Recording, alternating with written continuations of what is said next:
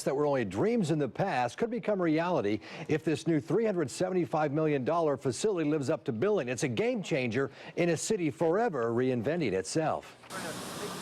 What goes on behind the sign will be golden. The T-Mobile Arena is 2 years in the making, but decades of value, economic value to a city built on events. Some of the biggest sporting events will now play in Las Vegas. You have Scott Sabello and the MGM Grand open up its doors at the Grand Garden to the Pac-12 tournament. When that happened and games hit the Strip, no longer off the Strip at different sites, but actually on the Strip in Vegas, that took it to a whole nother level. It's not a long shot. The NCAA bylaws will change this summer, and the MGM will then be allowed to bid on hosting NCAA tournament games. NCAA tournament. And we'll go after it very aggressively if that happens. Not just college basketball, but how about the Frozen Four or the NCAA wrestling championships? This is the kind of venue that gets those people to start to think differently.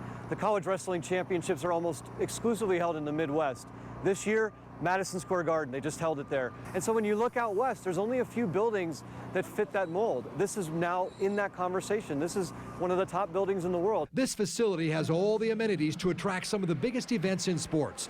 Already, UNLV, Duke, Kentucky, Ohio State, and other power teams are scheduled to play. There's going to be opportunities to bring college hockey, wrestling, volleyball, gymnastics, other things like that at a national championship level, all to Vegas that have never had that experience before. This facility will certainly be a desert diamond, a one of a kind. The biggest feature that's in the inside that's unique is the Hyde Lounge and the Tower Clubs, the two triangle bars that basically hang out over the seating bowl. Never been done before. It's a 22,000-seat arena, a beacon that will attract some of the brightest stars in sports. Bring the Final Four, have the NBA All-Star game there if you can't get an NBA team. But those are the kind of uses that a place like that in a city like this should be having.